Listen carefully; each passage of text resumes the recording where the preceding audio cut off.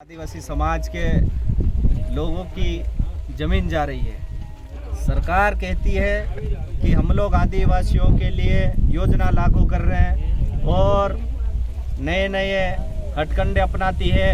कभी हमारे महापुरुषों की जयंतियाँ मनाती है, कभी उनका नाम चेंज करने का काम करती है।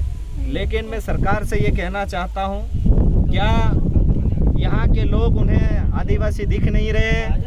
उनकी ज़मीन पहले से ही उन लोगों ने रोड बनाने के लिए अधिग्रहण कर ली है, लेकिन जो बची कुची शेष ज़मीन जो निजी भूमि है उनकी खुद की, उस भूमि पे भी सरकार एक प्लेटफॉर्म तैयार कर रही है। तो मैं सरकार से ये कहना चाहता हूँ, क्या प्लेटफॉर्म की ज़रूरत है या वहाँ के आदिवासियों को ज़िंदगी जीने के लिए उस ज़मीन की ज़रूरत है?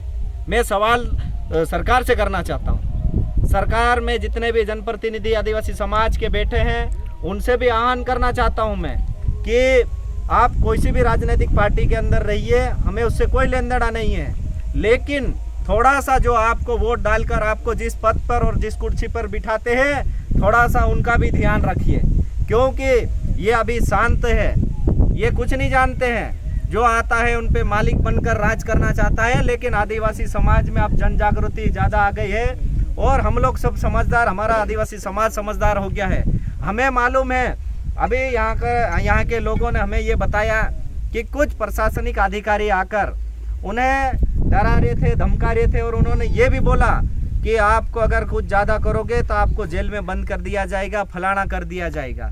कुछ हमारी माताएं बहना भी कह रही थी कि अगर आप लोग बोलोगे तो तुम्हारे आदमी उनको उठा के ले जाके जेल में भेज देंगे। मैं सरकार से ये कहना चाहता हूँ, क्या आप डरा धमका कर हमारे आदिवासी समाज की ज़मीन को छीनना चाहते हो? सरकार तो कहती है कि हम आदिवासियों के लिए योजना लागू कर रहे हैं, आदिवासियों के लिए फलाना ढिमका कर रहे हैं, लेकिन अगर खुला आपके सामने दिख रहा है आदिवासी समाज के लोगों को डरा धमका कर पुलिस को आगे कर कर उनकी ज़मीन निजी कंपनियों के हवाले ये सरकार कर रही है। हम कोई भी सरकार का विरोध नहीं करते हैं, कोई सी भी राजनीतिक दल की सरकार रहती है, हमें तो सिर्फ हमारी ज़मीन और जंगल जिसके लिए लड़ाई लड़ रहे हैं हमेशा लड़ते रहेंगे, और इसके लिए अगर हमारी जान भी चली जाएगी तो हमें कोई फर्क नहीं पड़ता है, क्योंकि एक जान चली जाएगी तो हमारे 100 भाई तैयार हो जाएंगे, क्योंकि ये हमारे पूर्वजों की देन है। हमारी ज़मीन अगर हमसे कोई अधिकारी आकर दबाव में आकर कहेगा कि भाई तेरी ज़मीन अगर ये नहीं करने दोगे, इस पे प्लेटफॉर्म में नहीं बनाने दोगे, फलानी सरकार की योजना का जो फलाना काम चल रहा है उसको नहीं करने दोगे, तो हम तुमको जेल भेज देंगे। अरे भाई, ये कहाँ की ये बात हो गई?